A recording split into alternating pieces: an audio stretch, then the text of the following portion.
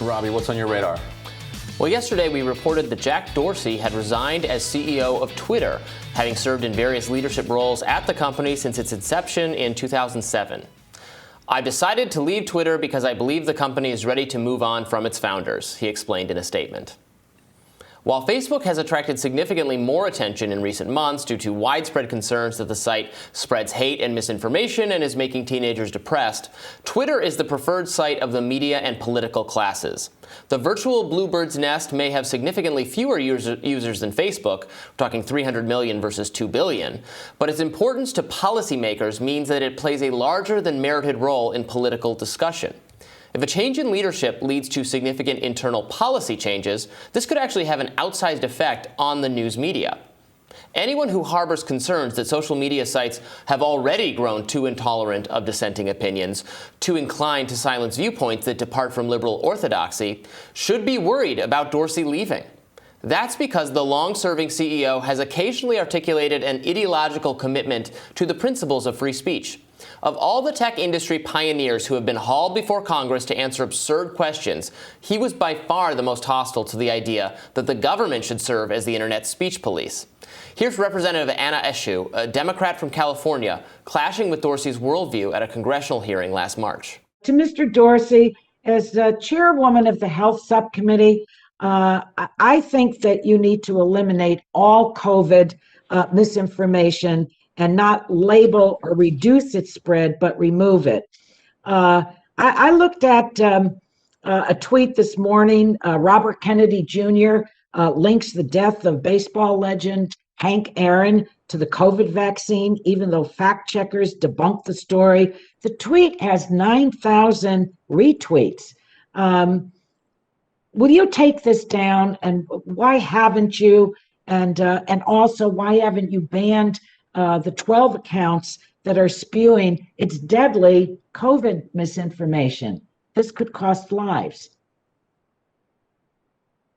No, we won't take it down because it didn't violate our policy. So we have a clear policy in place. What kind of policy is that? Is it a policy for misinformation? No. Gentlelady's time has expired. Chair recognizes Mr. Scalise. Yeah, there were many similar exchanges during that hearing.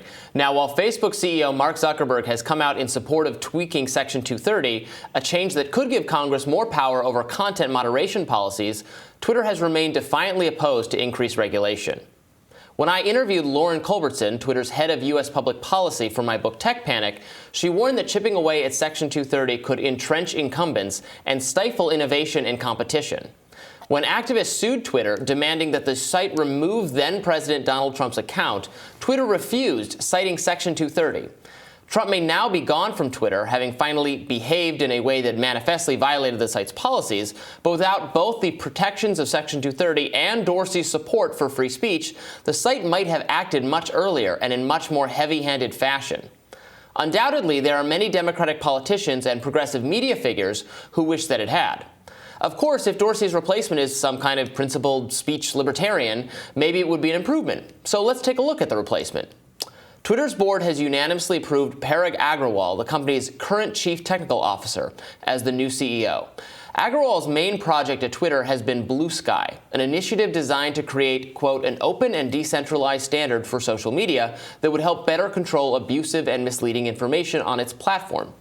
And in an interview a year ago, Agrawal commented that he thought Twitter should, quote, focus less on thinking about free speech.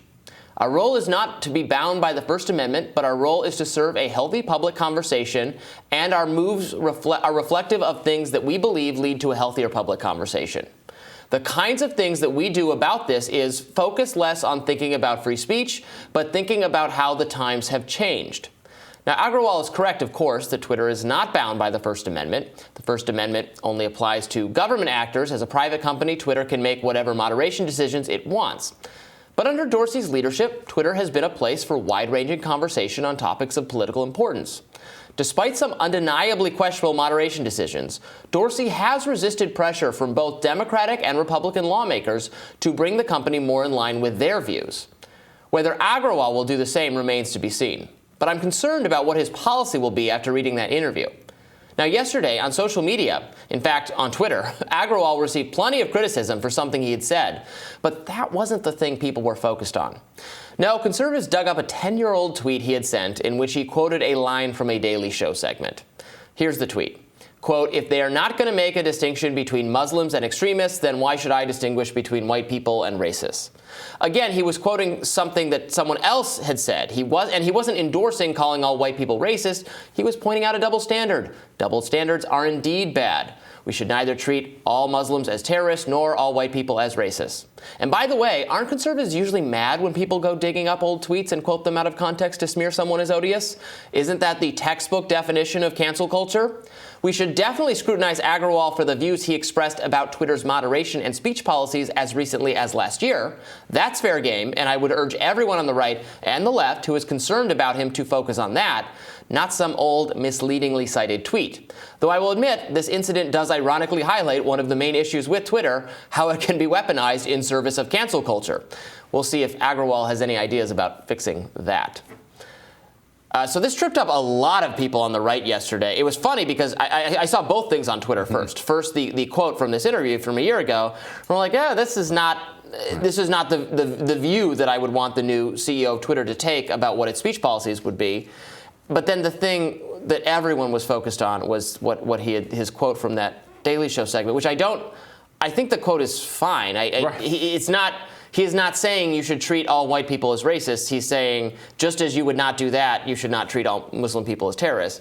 And he wasn't even the one saying that. He was quoting someone else, and it was 10 years ago. And I thought we all agree, or people on the right who get annoyed when that happens to them, that we shouldn't do that anymore. Yeah, I mean, good for you for being consistent on this point. That consistency was lacking from a lot of the people on the right here. And it's one thing to be inconsistent to score like a really big point against some opponent. But like you said, this was a faceplant of an attempt to score points. Yeah. It's like, people just don't apparently understand the concept of an if-then statement. Like, right. The if-then statement doesn't mean you agree with both sides. Right. Both of the concepts have to go together, and you're making a point about the way that they relate to each other. If you're going to be a bigot and say that all Muslims are terrorists, then somebody else could be a bigot and say that all white people are racists. Right. It takes a particularly dense type of individual to go from that to saying, oh, well, you must think all white people are racist. And what's funny is that was the half of the sentence that they got upset about, not the Muslims and the terrorist part. Like if they're genuinely people who are opposed to all bigotry, not just opposed to bigotry against white people, they would have been like, that's outrageous that he referred to all Muslims as terrorists. Of course he didn't. But if you're going to be dense enough not to understand the latter part, why not be dense enough to not understand the former part? Except they do get that I think I responded to someone on Twitter about this, and I was like, I'm sorry you can't read. Right. This is a very simple reading comprehension fail. But I am concerned about his, I don't know. It was not the most concise language when he's discussing the policies, and it's difficult to even know what the right policy should be for some of this misinformation or whatever. But he's right that they're not bound by the First Amendment. That's a point I make all the time. That's a simple. Right. Like, you may wish that they were, but they're not. As a very pretty clear-cut constitutional issue, the Supreme Court would not hold them liable to the First Amendment. So you can wish it was otherwise, but it's not. But Dorsey has been more vocal, more pushing back. He's made statements like, well, I don't think. When someone will challenge him and say, well, why do you get to be in charge of what people say on social media? And he'll respond with well, I don't think I should be in charge, but I also don't think you should be in charge. No one should be in charge, which is kind of the most sort of admirable position, I guess, to take on it. But I don't know. We'll have to see. Right. And I mean, he recognizes that you need some moderation, which is what the ethical AI algorithm is trying to do. And in some ways, I think Twitter, toxic as it is, actually does a better job of allowing things to be contextualized. Like if you go on YouTube, and right now there's a kind of cottage industry of people who don't know anything about statistics like trying to apply that lack of understanding of statistics to, let's say, the vaccine issue. And they'll do there's entire, videos about this. And then all of the comments will be like, supportive, good for you, yay, the vaccine's terrible. And it just lives in that little silo. If you take that same argument and you bring it over to Twitter, all of a sudden, the statistics Twitter people come in and be like, actually, you misread this, and you didn't get this. So it gets a lot of it, as it picks up traction, gets corrected or contextualized in real time, which is what you want out of a dialogue. And so, if your algorithm just pushes people into silos, then you can do all the censoring you want of particular pieces of content. You're never going to be able to catch it all. You don't want all those censors going after it, and you're going to wind up with tons of incorrect information. What Twitter's better able at doing is allowing people to actually engage each other. Yeah, but for conservatives or anyone else who are concerned about censorship on social media, this is a bigger deal than like who the president is. Republicans keep running on, we're going to fix social media censorship. They don't do a thing about it. There's very little they actually can do, and I would be against most of the things they're suggesting, but they're not following through. This is how you change or tweak social media censorship, is to have a different person in charge of the company. So we'll have to see. Conservatives are upset that their nephews are not liking their Facebook posts anymore. Their nephews aren't on Facebook anymore. That's why. You're not shadow banned. Your nephew just left Facebook. They gotta start making dance videos on TikTok to get that. If you want those interactions from your nephew. Right.